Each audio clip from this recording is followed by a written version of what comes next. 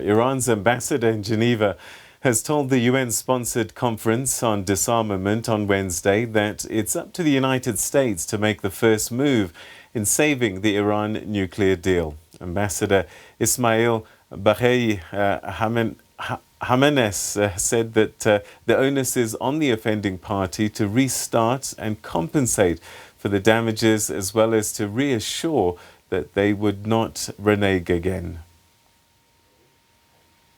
A state-run Iranian newspaper is urging caution in the nuclear dispute with the West, warning that radical actions could lead to the country's isolation.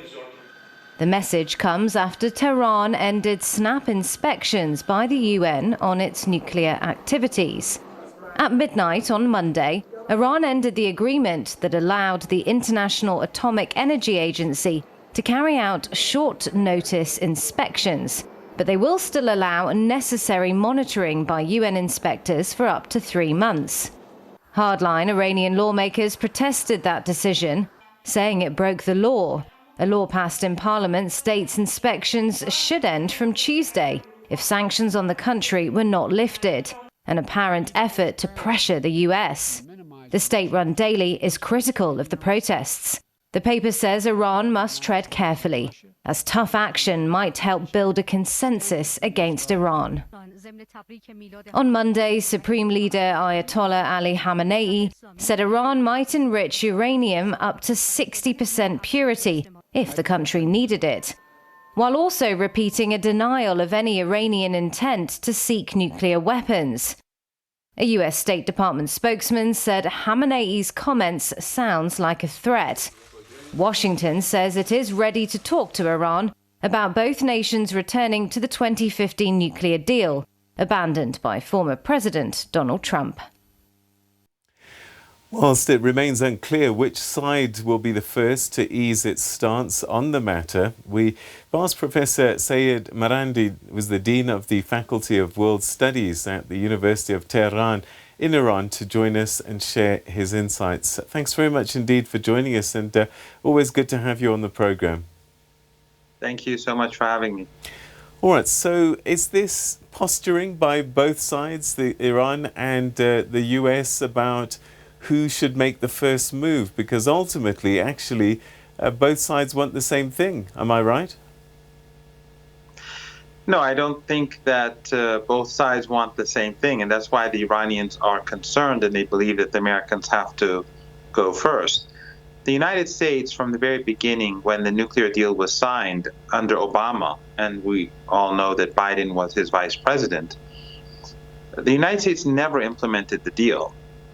The Obama administration only implemented parts of the deal, whereas the Iranians immediately implemented all of the deal. And so when the Iranians went for full implementation, the United States dragged its feet. And until the very end of Obama's presidency, the United States continued to violate the agreement at many different levels. So then Trump comes and tears apart the agreement and, of course, causes even further damage to the Iranian economy. But Iran continued to abide by the agreement in full because the Europeans promised to do something to compensate for what Trump did. After a year, the Europeans did absolutely nothing. They themselves obeyed Trump and sanctioned Iran, thus killing vulnerable people, sick people, people lost jobs, and causing enormous damage to the economy. So gradually, the Iranians, after waiting a full year, they decreased some of their commitments in 5 stages for over a year. And until a couple of days ago, the Iranians continued to abide by some of their commitments. So the Iranians are now saying, A, we didn't leave. You caused us damage. You have to implement your side of the bargain first before we implement our side of the bargain. You were the troublemaker, not us. And B, the Iranians also don't believe that Biden really wants to fully implement the deal, because under Obama, when he was the vice president, the United States never did fully implement the deal. And the Iranians don't want to go over the previous experience again, where they go and do all of what they were supposed to do, and then the Americans drag their feet. So for a host of different reasons, the Iranians believe that there's really no way forward except for the Americans to first show that they are really serious this time around about implementing the deal. All right. There's a new administration in the United States, Joe Biden, as you've said. Why then now has Iran decided to limit these short notice tests?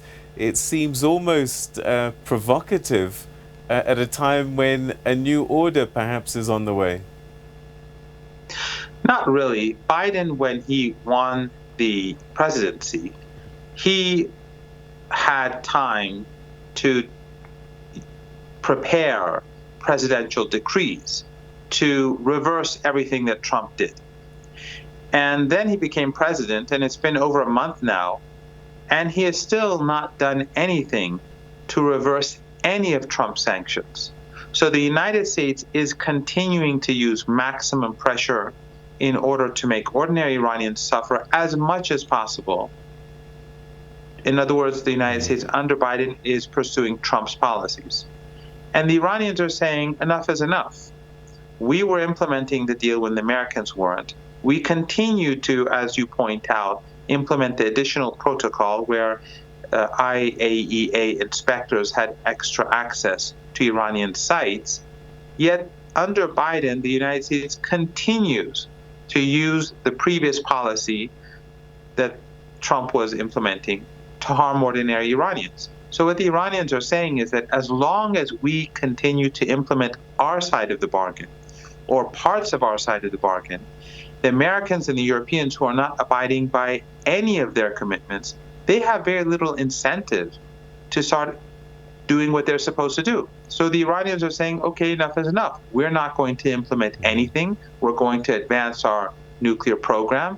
And through this, let's call it Iranian maximum pressure, they want to push the United States and its European partners away from targeting women and children and towards implementation. So what would be a convincing first move by the United States?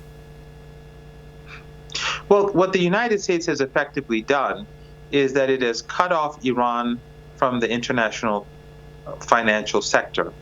And this is something that the nuclear deal was supposed to reverse. And as I said earlier, Obama never did it. So he was dishonest about implementing the deal. And of course, as I said, Biden is continuing the policy of Trump, and Trump tore the deal altogether and used maximum pressure. So the United States, first and foremost, has to reverse its sanctions on third parties or threats of sanctions on third parties who want to do business with Iran. So one of the countries that immediately cut off ties with Iran, economically speaking, is South Africa. The South Africa was importing oil from Iran.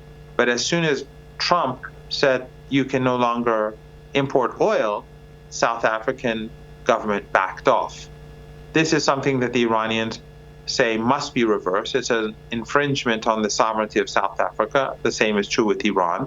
And the Americans have to stay out of Iran's financial transactions. That was a part of the deal. And so the Americans have to stop impeding Iranian oil exports. It has to stop impeding Iranian financial transactions. As we speak, and as you know quite well, the Americans are even preventing Iran from importing medicine and supplies that are needed to fight COVID-19. This is how far and how barbaric and inhumane U.S. policy is towards Iran. So the Iranians are saying, if you want us to abide by our commitments and give the International Atomic Energy Agency that extra access that you crave for, then you have to do what you promised to do. There's no other way around it. When we listen to this story, it looks as if this is about Iran versus the United States. But there are other parties to the Iran nuclear deal, P5+1. What's the relationship with the other parties to this deal, and how does Iran view these other countries like Russia, France, China, Germany? Well, actually, the United States is no longer a part of the nuclear deal. So right now it's the P4+1. And the Iranians will not allow the Americans back in to this club until the Americans implement the deal. So at the moment, the P4+1, which is the Europeans, the British, French, and the Germans, and the Russians and the Chinese, they, at least officially, are calling for the United States to stop violating the deal. The Russians and the Chinese are very sincere.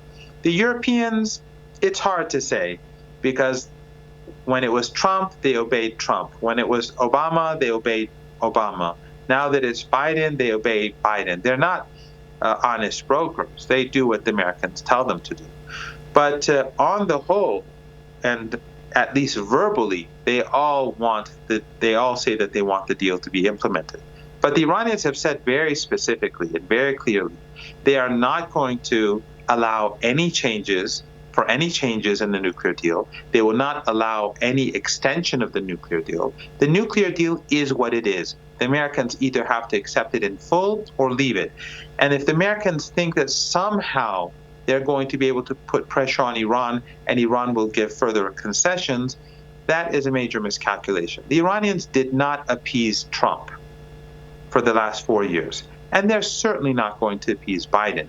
The United States is in a much weaker position today because of the economic crisis, COVID, the deep divisions in the United States, racial, class, the identity politics in the United States. The United States today, especially after what we saw on January the 6th, doesn't have the clout that it had before, and it certainly doesn't have the clout that it had 20 years ago.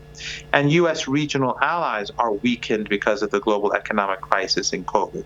So Iran feels very confident about its position, even though people are facing hardship. But the Iranians are saying that, look, we have a deal. We negotiated this deal. There's no need for any new negotiations because everyone's obligations are clear. And Iran will not accept any changes, because if Iran accepts changes, that means that the United States, through bullying and through thuggish behavior, it can change what has already been agreed upon. And that means that in future, the Americans can break their promises whenever they want. And that will be the fault of the Iranians if they accept this. So the Iranians are saying future negotiations are meaningless and pointless and useless unless previous negotiations and what has been agreed upon are implemented first. Once the Americans have implemented what it has already agreed to implement, then can we start thinking and contemplating about further negotiations. Otherwise, when they do not abide by what they promised to do in the past, it's obvious that they're not going to abide by what they will promise to do in the future. All right, we've run out of time, but I can't leave without putting this to you. Many high-level Iranian officials should be charged for the shooting down of a Ukrainian commercial airliner, and that's according to a UN human rights expert. What's Tehran's response to this? Well, it's very pathetic that the United Nations is so badly and so heavily controlled by the United States. Saudi Arabia has been carrying out genocide in Yemen, and they were blacklisted for 3 days a few years ago and immediately reversed by the UN because of Saudi pressure. Turkey, the Americans, and others had been supporting ISIS and Al-Qaeda in Syria. We know that Jake Sullivan, who's Biden's national security advisor, said in 2012, February the 12th, in an email to Clinton that Al-Qaeda is on our side in Syria. But no one in the UN says anything about that. The plane was down because Iran was prepared for American airstrikes that Trump had threatened. That itself is a violation of international law. So Trump murdered a senior Iranian general who was the person who led the defeat of ISIS and Al-Qaeda, and the UN says nothing about that. Trump threatened to strike targets across Iran and destroy Iranian cultural sites. The UN said nothing about that. And a Ukrainian airliner, which was down by accident because some anti-aircraft unit mistakenly thought it was an incoming American fighter jet that was going to strike Iranian targets, then Iran is condemned and they say that Iran must be taken to court, or Iranian leaders must be punished for that. That just shows the deep hypocrisy that is ruling over, or that dominates, the United Nations altogether. Professor Seyed Marandi, we're going to have to leave it there.